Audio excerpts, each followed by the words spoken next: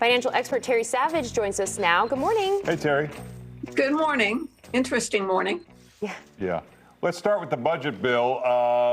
What are your thoughts of how this is playing out, and what is the Congressional Budget Office saying about this?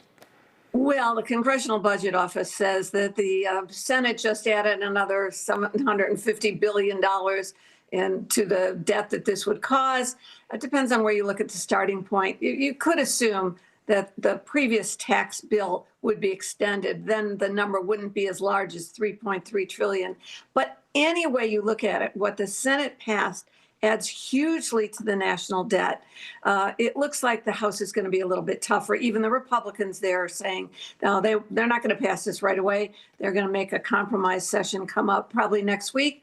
But the new bill will pass for sure. It will add something. We don't know how much to the deficit. And yet the stock market and even the bond markets seem to be shrugging off this possibility. You know, I always say the stock market is where money puts its mouth.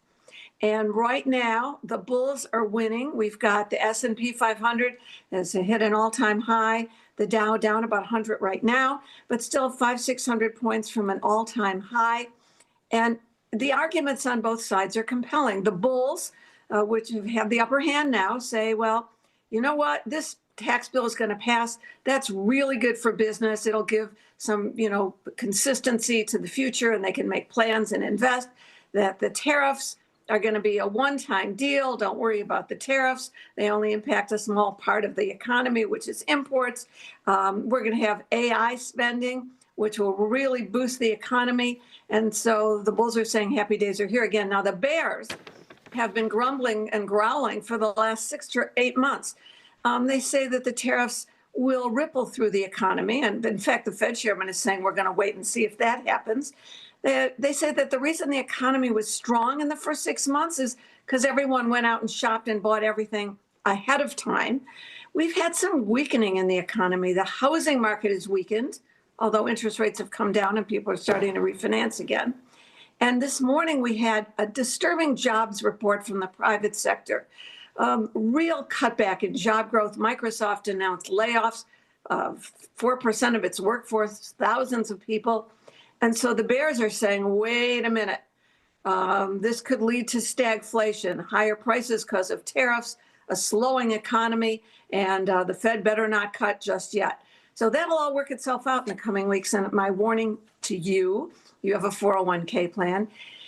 History says when the stock market does turn, when the bulls start to stampede in the other direction and turn bearish, you don't want to be in the way. So you want to have some money safely on the sidelines so you can sleep at night and then believe in the long-term growth of this country. That's the Independence Day, 4th of July message. Believe in the future, but prepare yourself to live through whatever may come in terms of volatility.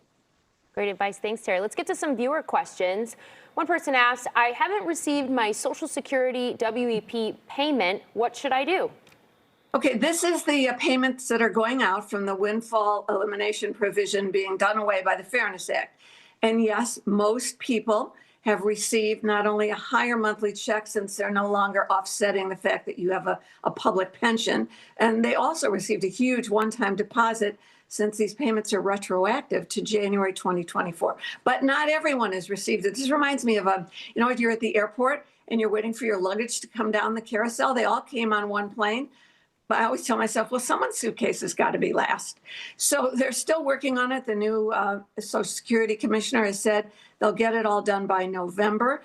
And one of the things you might want to do is go to ssa.gov, Social Security's website, and create your own My Social Security account. And that's very safe and secure. Then you'll be able to see where things stand with your own account. So don't get worried about it yet. The commissioner knows, and he says they're working very hard to get those out. All right, next question. With the possibility of Social Security going defunct, should I consider taking it at age 62? Okay, no, no, and no. Yesterday morning, I spent an hour watching a webcast with the chief actuary of Social Security going through all the numbers and possible solutions. Yes, indeed, by 2034, they will only be able to pay 80% of the benefits. And my question at the end of that webinar, which she said that was a good question, is do you believe Congress will act? I believe Congress will act, whether it is raising that level on which wages are taxed, currently about 176,000, so it would be higher and collect more, maybe delaying the retirement age for younger people.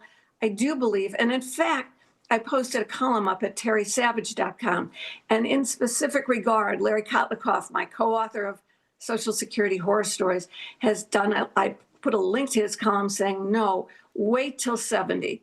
They will fix it, and that higher base check, even amidst this uncertainty, will more than pay for itself. So do not collect early. You'll be permanently penalized. Wait at least to full retirement age, and 70 if you can afford it. All right.